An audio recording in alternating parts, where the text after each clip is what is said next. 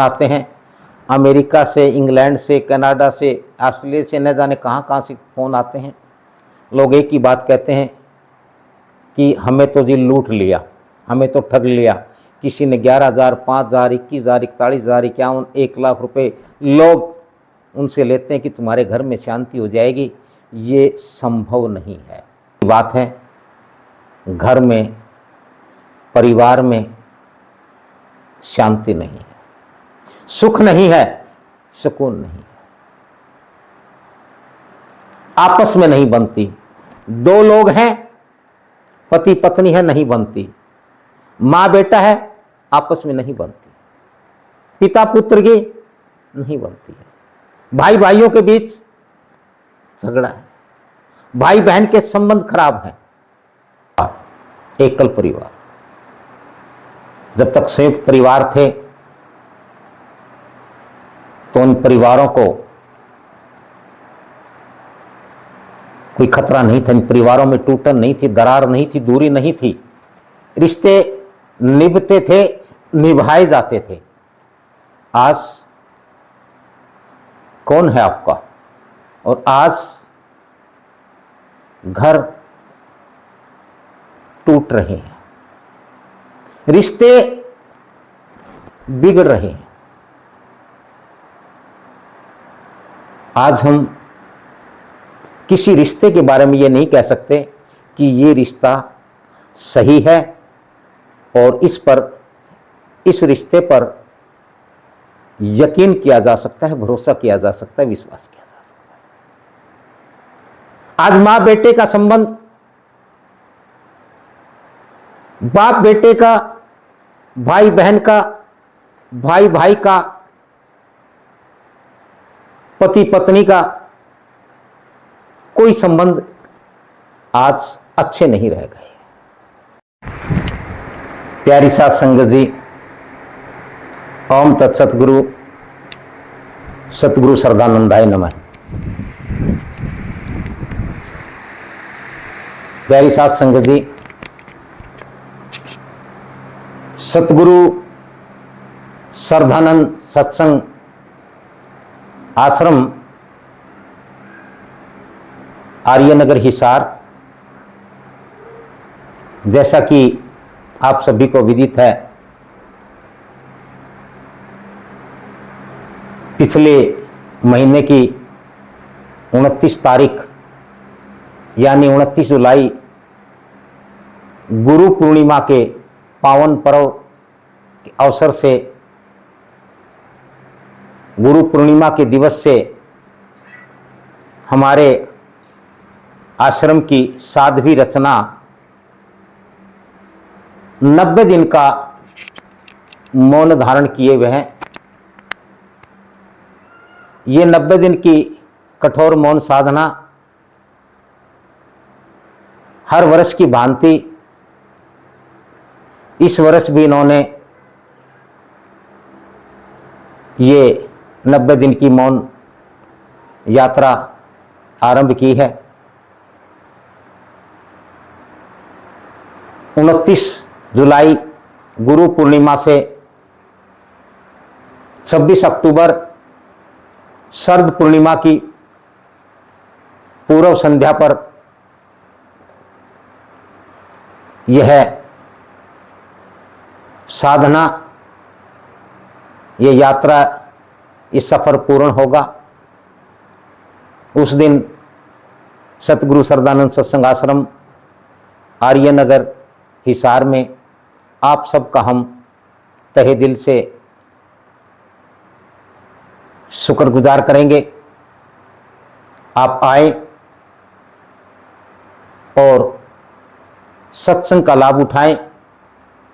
साध्वी रचना जी, जिन जिन लोगों ने इनकी मधुर सुरीली आवाज में भजन सुने हैं, जैसे इनका मौन पूर्ण होगा, मौन की समापन के पश्चात ये अपनी मधुर सुरीली आवाज में आपको गुरु महिमा से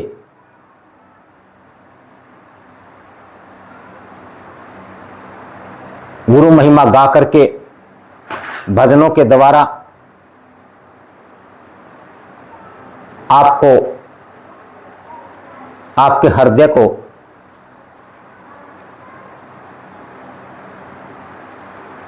पुण्य प्रदान करेंगे।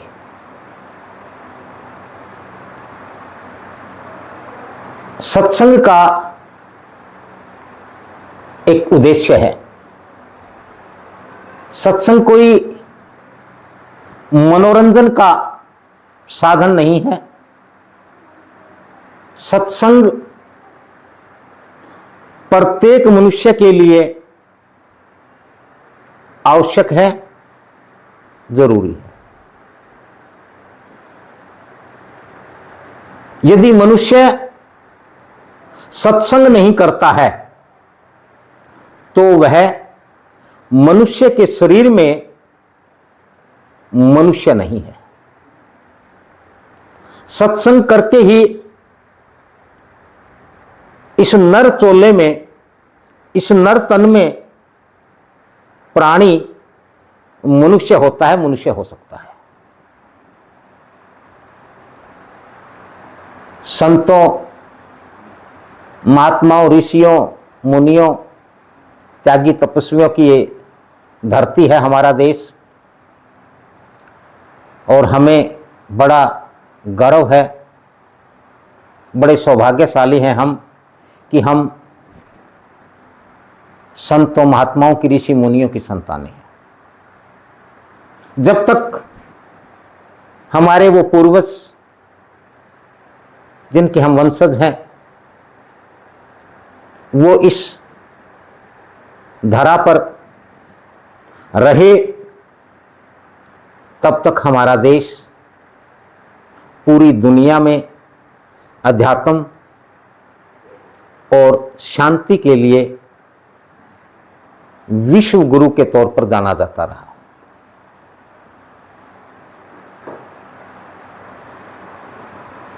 आज जब से हमारे समाज में उन हमारे पूर्वजों की, उन हमारे गुरु साहिबान की, उन पीरों और पैगंबरों की, उन रहबरों की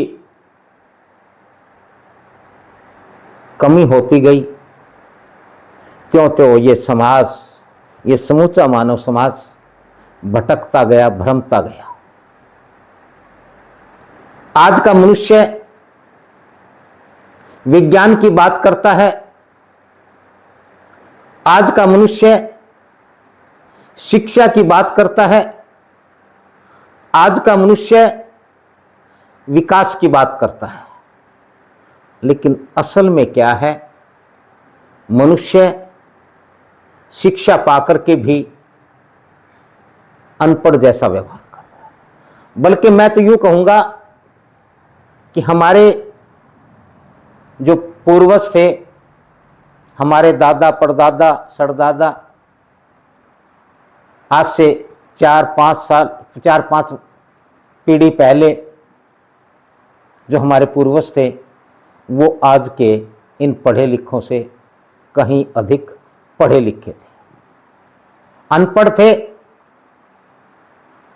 शायद अंगूठा भी किसी को नहीं लगाना होता होगा कि दाएं हाथ का लगाना है कि बाएं हाथ का लगाना है, लेकिन फिर भी वो वैज्ञानिक थे अपने आप में। वो जानते थे क्या खाना है, वो जानते थे कितना खाना है, कब कब खाना है। वो जानते थे जिसे आज हम घर कहते हैं, परिवार कहते हैं, समाज कहते हैं, घर को कैसे चलाया जाए, परिवार कैसे बनाया जाए, समाज को कैसे संजो करके, पिरो करके रखा जाए। और आज घर टूट रहे हैं, रिश्ते बिगड़ रहे हैं। आज हम किसी रिश्ते के बारे में ये नहीं कह सकते कि ये रिश्ता सही है और इस रिश्ते पर यकीन किया जा सकता है, भरोसा किया जा सकता है, विश्वास किया जा सकता है। आज मां बेटे का संबंध, बाप बेटे का, भाई बहन का, भाई भाई का, पति पत्नी का, कोई संबंध आज अच्छे नहीं रह गए। उन संबंधों में दरार है, खटास है, उन संबंधों में दूरियां बढ़ती जा रही है। रिश्ते का अर्थ दूरी नहीं, निकटता होता है। ये दो हाथ हैं, ये अलग अलग हैं, एक ये दायां हाथ है, ये बायां हाथ है, लेकिन यही हाथ जब दोनों जुड़ जाते हैं तो एक बहुत बड़ा, इसको हम नमस्कार कहें, प्रणाम कहें, अभिवादन कहें, एक अलग मुद्रा, एक अलग भाव, एक अलग अर्थ हो जाता है। आज हम दूरियों से रिश्ते देख रहे हैं। परिवार खराब हो रहे हैं, बिखर रहे हैं। समाज का कोई अता पता नहीं है, क्योंकि हम अपने बच्चों को स्कूल भेजते हैं, हम शिक्षा दिलवा रहे हैं। हर कोई केवल स्वार्थ के वशीभूत हो गया है, लालच के वशीभूत हो गया। हर कोई लालची, लोभी, अहंकारी हो गया।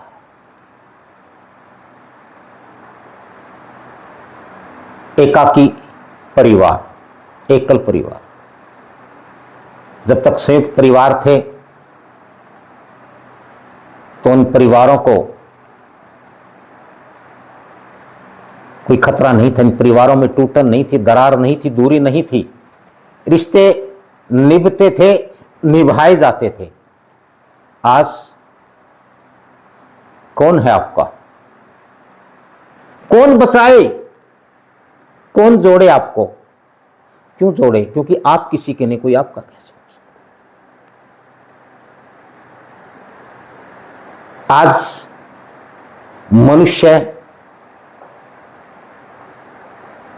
मनुष्य में मनुष्यता नहीं है, बिना मनुष्यता के मनुष्य है। आज इंसानियत नहीं है, बिना इंसानियत के इंसान है। आज बिना आदमियत के आदमी है। यह अहंकार है। पिछले अनेक वर्षों से, एक दशक से ज्यादा से,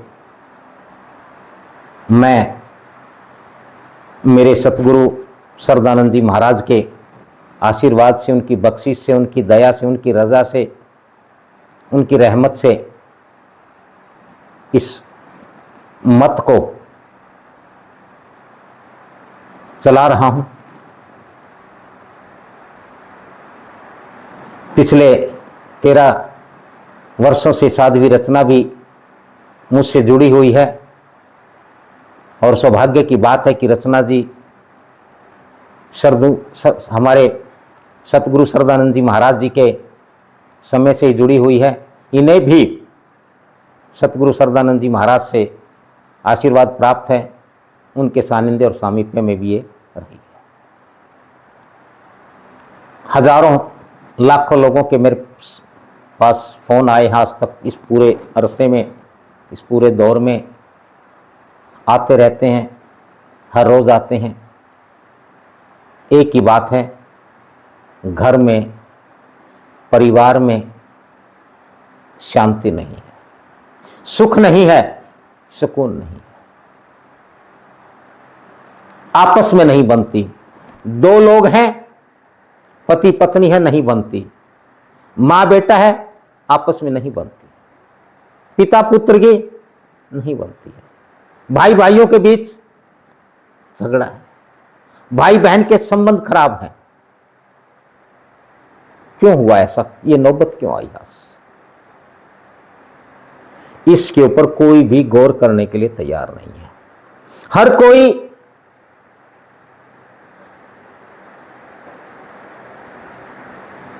एक चमत्कार की आस में है, एक जादू की, जबकि सत्यता यह है कि ना कोई चमत्कार होता है, ना कोई जादू होता, ना कभी चमत्कार हुआ है, ना चमत्कार होता है और ना कभी चमत्कार होगा। यह देश संतों महात्माओं की, ऋषि मुनियों की, त्यागी तपस्वियों की धरती है। किसी ने चमत्कार नहीं किया, किसी ने चमत्कार नहीं दिखाया। कर्म का फल ही मनुष्य के लिए चमत्कार है। यदि मनुष्य अच्छा कर्म करे, सदकर्म करे, पुण्य कर्म, शुभ कर्म करे, तो उसके जीवन में चमत्कार ही चमत्कार है, चमत्कार ही चमत्कार है। उसे किसी प्रकार का कोई दुख, कोई दर्द, कोई तकलीफ, कोई रोग, कोई परेशानी कुछ नहीं होगा। और यह सब कैसे संभव है? यह केवल सत्संग के जरिए से संभव है। यह केवल सतगुरु के सानिध्य से, सतगुरु के सामीप्य से संभव है। हजारों, लाखों, करोड़ों लोग ये कहते हैं कि हम सत्संग में जाते हैं, लेकिन उनके जीवन में, उनके घर में, उनके परिवार में कोई सुधार नहीं है। यूं ही भटक रहे हैं या भरम रहे हैं, दुखी हैं हर प्रकार से, संबंधों को लेकर के, शारीरिक समस्याओं को लेकर के, रोगों को लेकर के, हर प्रकार से। क्यों? क्योंकि वे केवल नाम के सत्संग में जाते हैं।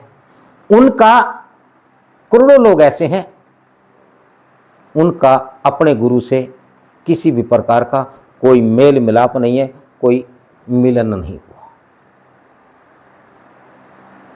ये तो एक ऐसी बात है जैसे कोई व्यक्ति ये कहे कि मैंने अपने बेटे का नाम, मैंने अपनी बेटी का नाम किसी स्कूल में लिखवा दिया है, और वो कभी स्कूल में ना जाए या क्लास में ना जाए, या वो क्लास में जाए तो उस क्लास में अध्यापक, टीचर ना आए, मास्टर ना आए, क्या परिणाम आएगा? कहते हैं कि हमने गुरु नाम लिया हुआ है, दीक्षा ली हुई है। क्या तुम्हारा गुरु तुम्हें जानता है? नहीं जानता। कैसी दीक्षा है? प्यारी साथ संगत जी, आपके घर में सुख कैसे हो, आपके घर में शांति कैसे हो, आपके जीवन में समृद्धि कैसे हो, आप सभी दुख, दर्द, तकलीफ और रोगों से कैसे निजात पाएं, या ये हो ही ना, इसके लिए सत्संग नितांत आवश्यक है, अति आवश्यक है। और सत्संग के लिए किसी योग्य, पक्के, पूरे, परम त्यागी, तपस्वी सतगुरु का, संत का होना आवश्यक है। अगर ऐसा नहीं है तो मनुष्य पूरे जीवन में कभी भी किसी भी प्रकार से सुखी नहीं हो सकता है, खुश नहीं हो सकता है। सतगुरु सरदानंद सत्संग का उद्देश्य यही है कि मनुष्य मनुष्यता से परिपूर्ण मनुष्य हो। उसके लिए आप आए सतगुरु सरदानंद सत्संग के द्वार, क्योंकि संत जन, हमारे सतगुरु जन यही कह करके गए हैं कि भी आया करो कभी गुरु के द्वार। मैं भी कह रहा हूं, आए सतगुरु सरदानंद सत्संग के द्वार, पाए सुख, शांति और समृद्धि अपार। आपके परिवार में, आपके घर में, मेरे पास विदेशों से भी फोन आते हैं, अमेरिका से, इंग्लैंड से, कनाडा से, ऑस्ट्रेलिया से, न जाने कहाँ कहाँ से फ़ोन आते हैं। लोग एक ही बात कहते हैं कि हमें तो जी लूट लिया, हमें तो ठग लिया। किसी ने 11,000, 5,000, 21,000, 41,000, 51, 1,00,000 रुपये लोग उनसे लेते हैं कि तुम्हारे घर में शांति हो जाएगी। ये संभव नहीं है। शांति होने का एक रास्ता है, एक तरीका है। जब तक हम उस उचित मार्ग को, उस उचित रास्ते को अख्तियार नहीं करेंगे, तब तक आप चाहे कितने पैसे लुटा दें, क्योंकि पैसे से सुख नहीं मिलता है। सुख तो सदकर्म करने से, सदमार्ग पर चलने से, और फिर सदकर्म और सदमार्ग का जो फल मिलेगा सदविचार के रूप में, उससे हमारा जीवन सुखी होगा, स्वस्थ होगा, खुश होगा। सुख, शांति, समृद्धि के लिए, खुशी के लिए सत्संग का होना, सतगुरु का होना परम आवश्यक है। और हम संत और महात्माओं की बताई उस मार्ग पर, क्योंकि सतगुरु सरदानंद जी महाराज 10 वर्ष तक हिमालय के तपोवन में तपस्वी के रूप में, साधक के रूप में रहे। उन्होंने कठोर तप किया, साधना की, और उस कठोर तप साधना के फलस्वरूप उन्हें जो प्राप्त हुआ, जिसे हम ज्ञान कहते हैं, उस ज्ञान के द्वारा, उस ज्ञान का उन्होंने हम सब में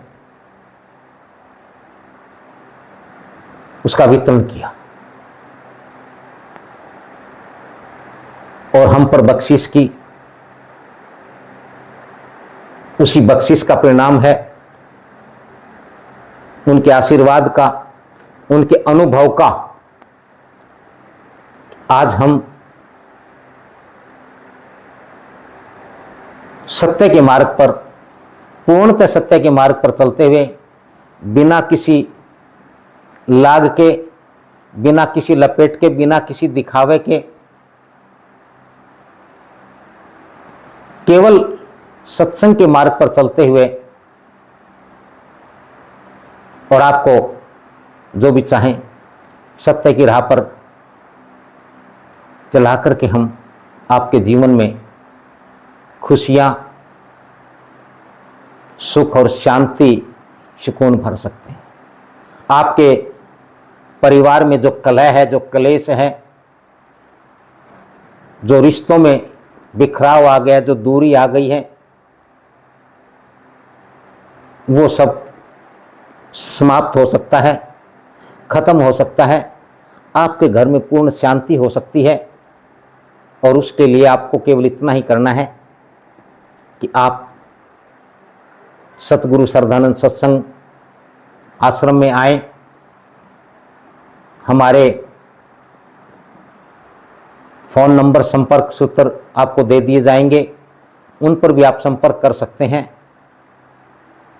और आप हर प्रकार से स्वस्थ, सुखी और खुश हो सकते हैं, खुश रह सकते हैं, क्योंकि हम पूर्णतः ऋषि मुनियों की, संतों महात्माओं की, सतगुरुओं की उस परंपरा को निभा रहे हैं, उसका निर्वहन कर रहे हैं।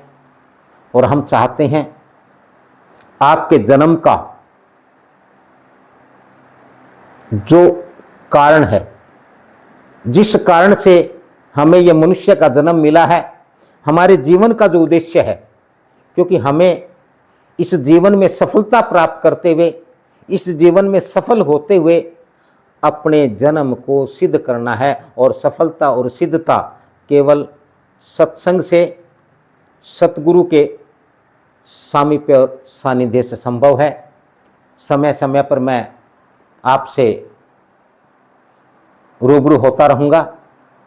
आज के लिए इतना ही। आप आए और हमारी साध्वी जी से, क्योंकि तपस्विनी है, इनका जो सफ़र था वो आज 90 दिन में पहुंच गया है और हर वर्ष इनकी मौन साधना बढ़ती जा रही है। आए, इनसे आशीर्वाद लें। और आशीर्वाद का अर्थ यह होता है कि आशीर्वाद देने वाला कौन है, आशीर्वाद देने वाले का स्वभाव, उसका व्यवहार, उसका चरित्र कैसा है, उसका भाव कैसा है। क्योंकि जिसके पास जो होगा वो वही तो देगा, वो वही तो देता है। तो इसलिए आए और अपने जीवन में हर प्रकार से सुख, शांति, समृद्धि पाए। आप सबको बहुत बहुत आपका हार्दिक धन्यवाद करता हूँ। आप सबको प्रणाम।